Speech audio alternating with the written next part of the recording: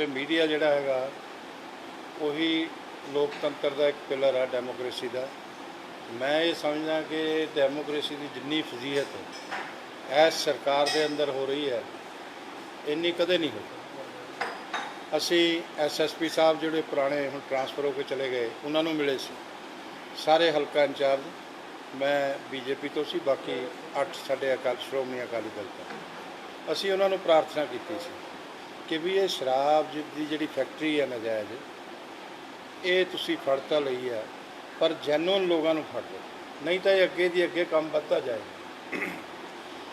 वो पूरी सही कार्रवाई नहीं हुई और पुलिस ने भी अपना फर्ज अदा नहीं किया और प्रशासन ने अपना फर्ज अदा नहीं किया और पंजाब सरकार दा मुख्यमंत्री पंजाब दा बकायदा मैं कहना कि इन्हां दा वरद हस्ता उस तो बिना नहीं चलता। और जे उस वेले उन्हां दे MLA जिहड़े इत्थे हैगे आ उन्हां दे लिंक उन्हां दे नाल जो वो करते आ मिल के काम करवाउंदे आ उन्हां दा वरद हस्ता उहदे ते जे उहदी जांच हो जाती तो अज इन्नियां 86 मौतां नहीं होणीआं सी।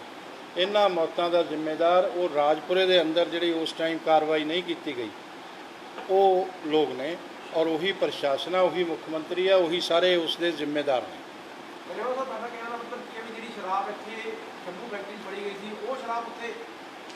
खाली शंभू फैक्ट्री च नहीं जी, इत्थे जिन्ने ढाबे आ वो सारे उस वेले साडे विधायक साहब के जिहड़े लोग ने उन्होंने वो किसी ने किराए ते ले लिया, किसी ने दब लिया, किसी ने कुछ कर लिया। जिस तरह का इत्थे काम हुंदा तुहानूं सारिआं नूं पता। मैं पिछले पौने 4 साल तो लगातार उन्हां चीज़ों को एक्सपोज करता आ रहा। अपोजिशन का की काम हुंदा कि सिस्टम नूं जे कोई गलत काम हो रहा उसनूं एक्सपोज करना और पत्रकारिता का भी यही काम हुंदा। मेरा बहुत सहयोग किया पत्रकारिता ने और सारे इन्होंने जिन्ने भी तुसी भी हो तुहाडे भाई भी होर भी सारे हैगे उहदे च सारिआं दा ही मैं बहुत धन्नवादी हाँ जिन्ना सहयोग किया। मैं इकल्ला कुछ भी नहीं कर सकता सी क्योंकि पॉलिटिशियन जिहड़े आ सारियां पार्टियां दे एक तरह मैं ये समझदा कि उन्हां कोलों डरदे बोलते नहीं है, खुल के कोई नहीं बोलता, झूठ जिन्ना मर्जी बुला लो किसी तो। एक मैं इस गल नूं नहीं कहंदा कि बई मैं अपनी कोई प्रशंसा करदा, पर मेरा जो फर्ज आ मेरी जो पार्टी ने जिम्मेदारी दी है मैं उसनूं अदा किया और अज भी कर रहा। और असी परसों श्रोमणी अकाली दल भारतीय जनता पार्टी के हल्का इंचार्ज पटियाले के जिले के 9 ਦੇ 9 लोग फिर SSP साहब नूं मिल रहे हैं, फिर उन्होंने प्रार्थना करन लगे हैं कि भाई तुसी ये जिहड़ा काम करन लगे हो ये ते निरपक्ष जांच करो। हुण नवे SSP साहब आए ने, जिथों तक मैनूं पता कि वो बहुत ईमानदार ने और काम करना चाहुंदे ने और निरपक्षता नाल काम करनगे। जैसे उन्होंने बिठा के भोला पुलिस प्रशासन की भूमिका रही है जी इस मामले? देखो पहला पुलिस प्रशासन की कोई भूमिका ठीक नहीं रही और SSP साहब नूं मैं कहा सी पुराणिआं नूं मनदीप सिंह जी नूं कि भाई तुसी अंडर रैंक SHO लाए हुए आ जिहड़े इंस्पैक्टर लैवल के लगने चाहिए इंपॉर्टेंट पुलिस स्टेशन ने उन्होंने SHO भी ठीक नहीं लाए। इस करके वो MLA के हिसाब नाल काम करते हैं और गलत काम इन्हां तो कराउंदे आ और वो बिल्कुल साडी कोई जायज़ गल भी कहो तो सुनने तैयार नहीं है। इन्हां दे खिलाफ भी कार्रवाई होनी चाहिए जिवें तरन ते उत्थे हुई है पुलिस के खिलाफ। अगर कैप्टन अमरिंदर सिंह निरपक्षता नाल काम करना चाहुंदे ने और वो चाहुंदे ने ये सब बंद होवे तो उन्होंने ये SHO के खिलाफ भी कार्रवाई करनी चाहिए है। होर कोई पॉलिटिशियन नहीं आके बोलेगा मैं फिर कहना क्योंकि दूजे दिन वो कार्रवाई हो जाएगी। मैं एक पार्टी का इंपॉर्टेंट लीडर हाँ इस करके गल रख रहा और सीधे तरीके नाल रख रहा और इस जे पुलिस प्रशासन ठीक काम करता और बाकी प्रशासन भी ठीक काम करता सरकार भी ठीक काम करती तो अज आ 86 लोगों की मौत के जिम्मेदार वो टुलमुल नीति वाले लोग ने वो सरकार आ और मुख्यमंत्री खुद आ। ये 86 लोगों की मौत हुई है। जे उस वेले कार्रवाई कर देंगे इन्हों जेलों च भेजते मैं हुण भी कहना कि आ जिहड़े लोग फड़े गए आ प्रेम सिंह उत्थों आज़ाद ट्रांसपोर्ट वाला फड़िया गया, बिट्टू जलवेड़े वाला बदमाश आ भज गया, बाकी सारे लोग ने इन्हां लोगों पर कार्रवाई होनी चाहिए। और ये किन्ना दे फाइनेंसर ने कौन इन्हों हुण तक मदद करते हैं? एक ट्रक तो लैके अज 20 जिहड़े बड़े ट्रक ने वो किवें बन गए ने उसकी जांच ED नूं करनी चाहिए है और उन्हां ते किन्ना दा वरद हस्त रहा किहड़े पॉलिटिशियन का ਉਹਨਾਂ ਨੂੰ ਜੇਲ੍ਹ 'ਚ ਭੇਜਣਾ ਚਾਹੀਦਾ, ਉਹਨਾਂ ਦਾ ਸਥਾਨ ਉੱਥੇ ਹੋਣਾ ਚਾਹੀਦਾ। ਇੱਥੇ ਕੋਈ ਕਾਰਵਾਈ ਕਰਨ ਨੂੰ ਤਿਆਰ ਨਹੀਂ ਹੈ। ਤੁਸੀਂ ਸਰ ਈਡੀ ਨੂੰ ਹੁਣ ਤੱਕ ਜਿਹੜਾ ਹੈ ਰਿਕਾਰਡ ਨਾ ਦੇਣਾ, ਉਸ ਨੂੰ ਤੁਸੀਂ ਕਿਸ ਤਰ੍ਹਾਂ ਦੇਖਦੇ ਹੋ? ਈਡੀ ਨੂੰ ਸਭ ਰਿਕਾਰਡ ਮਿਲੇਗਾ, ਸਾਡੀ ਸਰਕਾਰ ਆ ਕੇ ਦੇ ਦੇਗੀ। ਲੋਕ ਸਾਡੀ ਸਰਕਾਰ ਲੈ ਕੇ ਆ ਰਹੇ ਆ ਔਰ ਸਾਡੀ ਸਰਕਾਰ ਆ ਕੇ ਦੇਗੀ, ਇੱਕਦਮ ਕਾਰਵਾਈ ਕਰੇਗੀ। ਈਡੀ ਵੀ ਕਰੇਗਾ ਔਰ ਇਹੀ ਪੁਲਿਸ ਦੁਆਰਾ ਕਰੇਗੀ। ਇਹਨਾਂ ਦੇ ਡੰਡੇ ਮਾਰੇਗੀ ਇਹੀ ਪੁਲਿਸ ਜਿਹੜੀ ਅੱਜ ਇਹਨਾਂ ਤੇ ਬਰਦਾਸ਼ਤ ਰੱਖਦੀ ਹੈ। ਔਰ ਮੈਂ ਇਹ ਕਹਿਣਾ ਕਿ ਬਿਲਕੁਲ ਇਮਾਨਦਾਰ ਅਫਸਰਾਂ ਨੂੰ ਲਾਓ। ਸਰਦਾਰ ਸਾਹਿਬ ਕਹਿੰਦੇ ਜਿਹੜੇ ਫੜੇ ਸੀ ਆਦਮੀ 2-3 ਉਹ ਸਾਰੇ ਰਾਜਨੀਤਿਕ ਪਾਰਟੀ ਨਾਲ ਸੰਬੰਧਿਤ ਹਨ। ਹਾਂਜੀ। ਕੋਈ ਕਾਂਗਰਸ ਦਾ ਕਹਿ ਰਹੇ ਸੀ, ਕੋਈ ਖੱਦਾ ਵਿੱਚ ਅਕਾਲੀ ਬੀਜੇਪੀ ਦਾ ਕਹਿ ਰਹੇ ਸਨ, ਲੇਕਿਨ ਉਹਦੇ ਹਾਲੇ ਤੱਕ ਇਹ ਸਾਹਮਣੇ ਨਹੀਂ ਆਇਆ।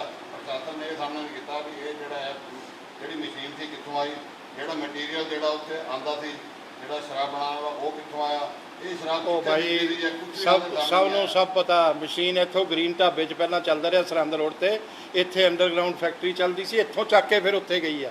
ਇਹ ਪਿਛਲੇ ਪੌਣੇ 4 ਸਾਲ ਤੋਂ ਚੱਲਦੀ ਸੀ। ਸਮਝ ਗਏ ਗੱਲ? ਸਭ ਨੂੰ ਪਤਾ, ਐਸਐਸਪੀ ਸਾਹਿਬ ਨੂੰ ਸਾਰਾ ਪਤਾ। ਅਸੀਂ ਜਦੋਂ ਹਲਕਾ ਇੰਚਾਰਜ ਮਿਲੇ ਮੈਂ ਉਹਨਾਂ ਨੂੰ ਕਿਹਾ, ਮੈਂ ਕਿਹਾ 15 ਡਰਮ ਭਰੇ ਹੋਏ ਹੋਰ ਪਏ ਆ।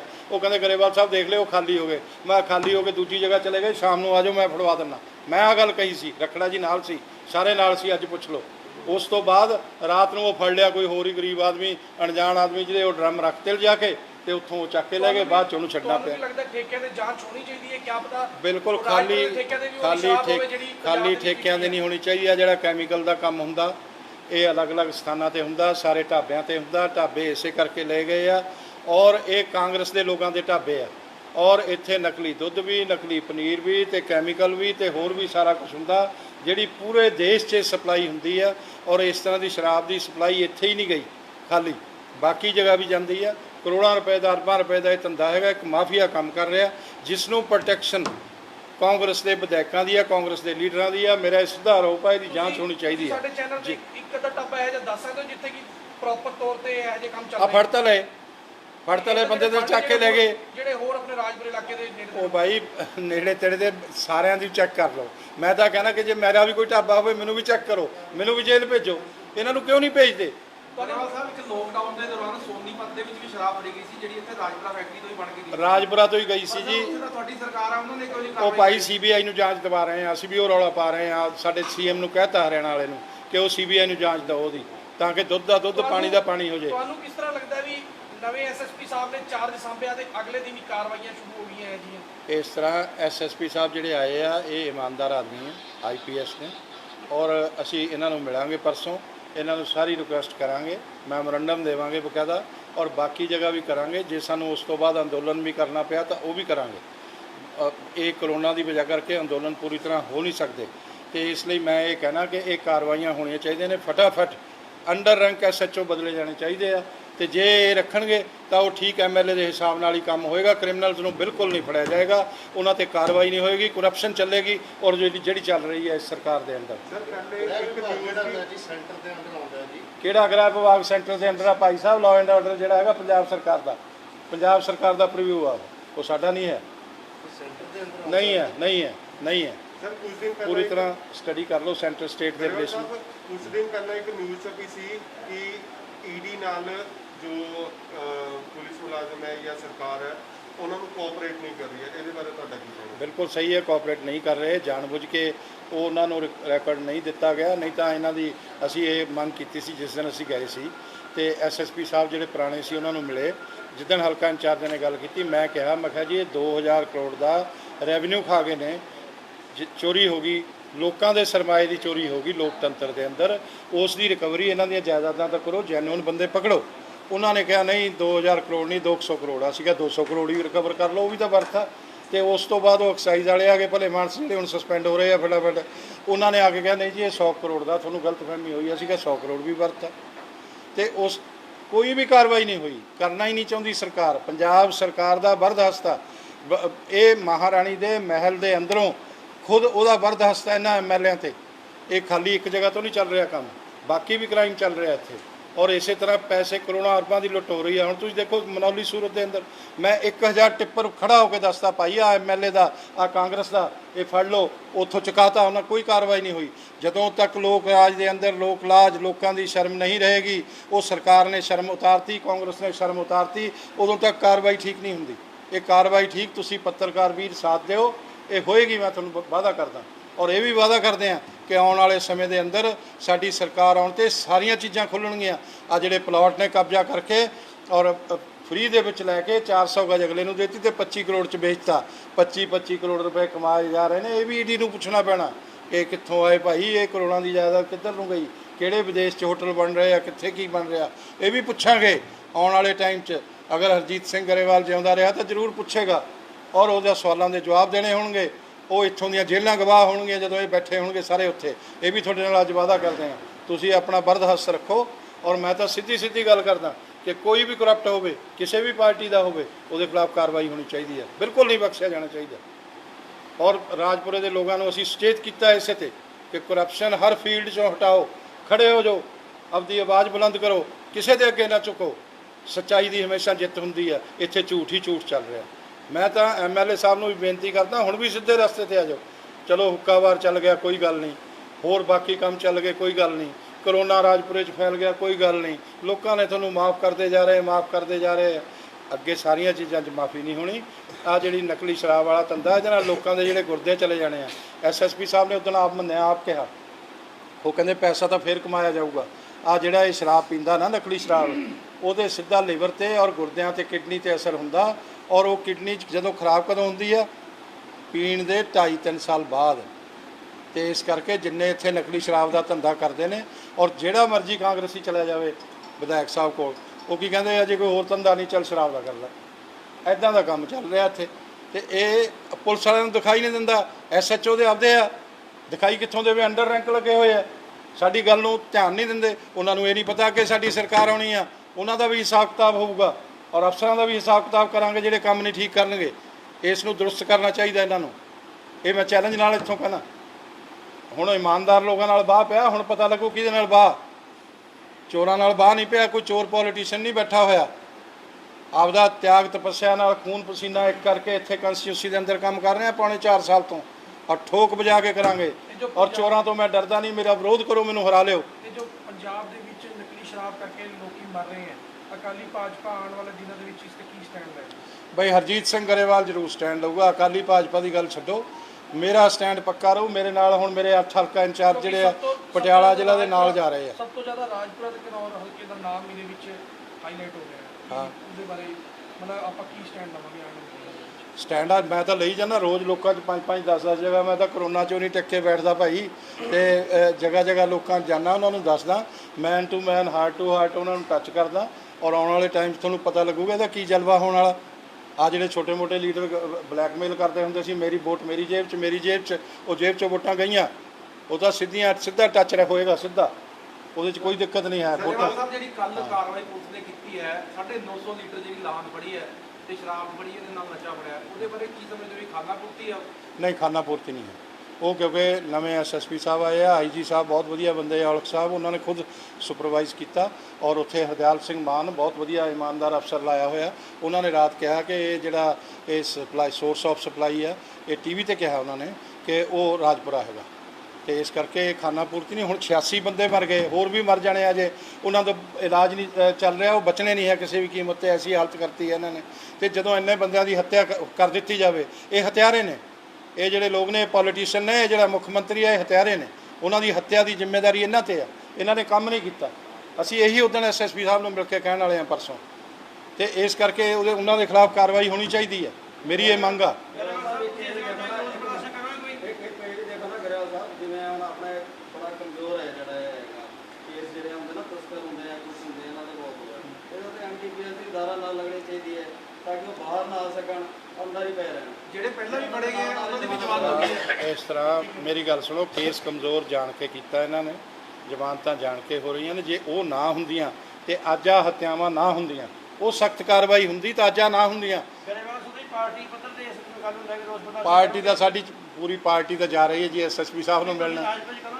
ਬਈ ਰਾਜਪੁਰੇ 'ਚ ਵੀ ਜ਼ਰੂਰਤ ਹੋਈ ਜ਼ਰੂਰ ਕਰਾਂਗੇ, ਪਰ ਕਰੋਨਾ ਦੇ ਪੀਰੀਅਡ ਦਾ ਜਿਹੜਾ ਸੋਸ਼ਲ ਡਿਸਟੈਂਸਿੰਗ ਉਹਦਾ ਧਿਆਨ ਰੱਖਣਾ ਪੈਂਦਾ। ਪਤਾ ਜੇ ਉਹਨਾਂ ਨੇ ਕੀਤਾ ਤਾਂ ਵਧੀਆ ਕਰਨ, ਪਰ ਉਹ ਆਮ ਆਦਮੀ ਪਾਰਟੀ ਮੈਂ ਚਾਹੁੰਦਾ ਕਿ ਮੁੱਦਾ ਚੱਕੇ, ਪਰ ਉਹ ਰਲੀ ਮਿਲੀ ਕੁਸ਼ਤੀ ਖੇਡਦੇ ਆ ਕਾਂਗਰਸ ਨਾਲ। ਉਹ ਮੈਂ ਪੋਲੀਟੀਕਲ ਨਹੀਂ ਬਣਾਉਣਾ ਚਾਹੁੰਦਾ ਇਸ ਪ੍ਰੈਸ ਕਾਨਫਰੰਸ ਨੂੰ। BJP ਦੇ ਹੋਰ ਵੀ ਤਾਂ ਨੇਤਾ ਹੈਗੇ ਸਰ, ਸਿਰਫ ਗਰੇਵਾਲ ਜੀ ਇਹ ਜਿਹੇ ਮੌਕੇ ਤੇ ਸਾਹਮਣੇ ਕਿਉਂ ਆਉਂਦੇ, ਬਾਕੀ ਕਿੱਥੇ ਸਾਰੇ? ਉਹਨਾਂ ਨੂੰ ਪੁੱਛੋ ਨਾ, ਮੈਨੂੰ ਕਿਉਂ ਪੁੱਛਦੇ ਆ? ਉਹਨਾਂ ਦਾ ਜਵਾਬ ਮੈਂ ਥੋੜਾ ਦਊਂਗਾ। ਮੇਰੇ ਕਿਰਦਾਰ ਦਾ ਜਵਾਬ ਮੈਂ ਦੇਣਾ, ਉਹ ਆਪਦੇ ਦਾ ਆਪ ਦੇਣਗੇ। ਪਰ ਮੇਰੀ ਪਾਰਟੀ ਸ਼ਾਇਦ ਕੇਂਦਰ, ਉਹਨਾਂ ਨੂੰ ਨਹੀਂ ਦਿਖਦਾ ਸਰ ਵੀ ਇਹੋ ਜਿਹਾ ਕੰਮ ਚੱਲ ਰਿਹਾ। ਤੁਸੀਂ ਦੇਖਿਓ ਆਉਣ ਵਾਲੇ ਟਾਈਮ 'ਚ ਉਹ ਵੀ ਸੜਕਾਂ ਤੇ ਆਉਣਗੇ ਲੋਕ ਵੀ, ਔਰ ਆਉਣ ਵਾਲੇ ਟਾਈਮ 'ਚ ਤੁਸੀਂ ਦੇਖੋਗੇ ਇੱਥੇ ਕਿੱਡੇ ਕਿੱਡੇ ਧਰਨੇ ਪ੍ਰਦਰਸ਼ਨ ਹੋਣੇ ਆ।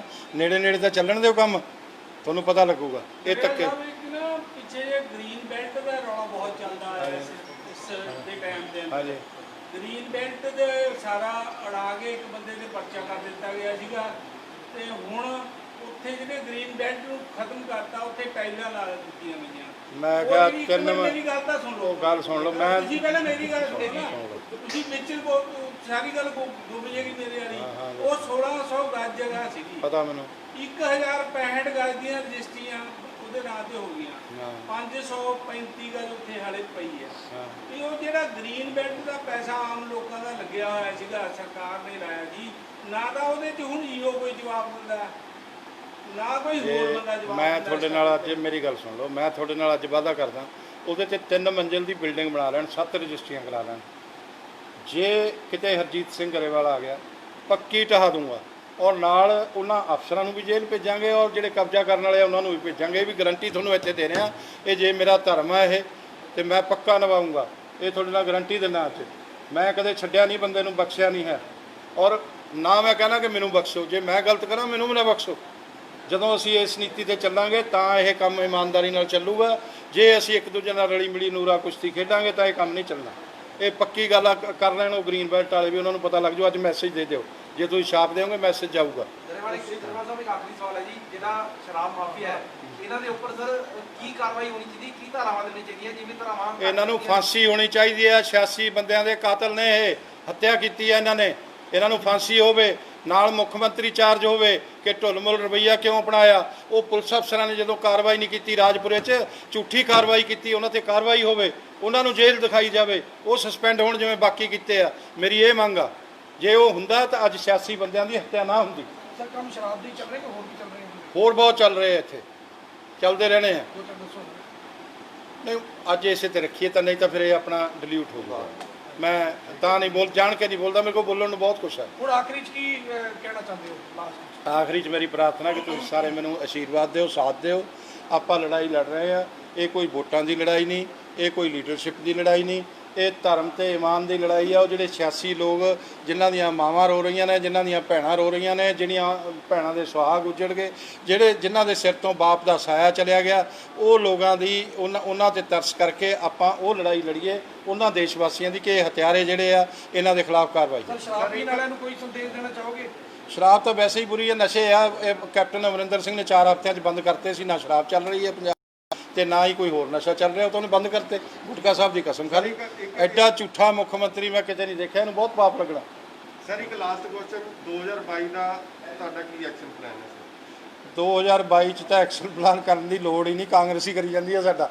ਸਾਨੂੰ ਨਹੀਂ ਕੁਝ ਕਰਨ ਦੀ ਲੋੜ, ਬਾਕੀ ਤਾਂ ਤੁਸੀਂ ਕਰਨਾ, ਆਮ ਜਨਤਾ ਨੇ ਕਰਨਾ, ਉਹ ਹੋ ਜਾਣਾ, ਉਹਦੀ ਤਾਂ ਕੋਈ ਚਿੰਤਾ ਨਹੀਂ ਹੈ। ਤੁਸੀਂ ਪਿਛਲੇ ਦਿਨਾਂ ਤੋਂ ਕਾਫੀ ਜਨਤਾ ਦੇ ਵਿੱਚ ਵਿਚਰ ਰਹੇ ਹੋ, ਉਹਨਾਂ ਨੂੰ ਕੋਈ ਸੰਦੇਸ਼ ਦੇਣਾ ਚਾਹੁੰਦੇ ਹੋ? ਮੈਂ ਤਾਂ ਪੌਣੇ 4 ਸਾਲ ਤੋਂ ਹੀ ਵਿਚਰ ਰਿਹਾ, ਲੋਕਾਂ ਨੂੰ ਪਤਾ ਨਹੀਂ ਸੀ ਲੱਗਦਾ, ਫੇਸਬੁੱਕ ਤੇ ਪਾਉਂਦੇ ਨਹੀਂ ਸੀ। ਮੇਰੇ 102 ਪਿੰਡਾਂ 'ਚ ਯੂਨਿਟ ਆ।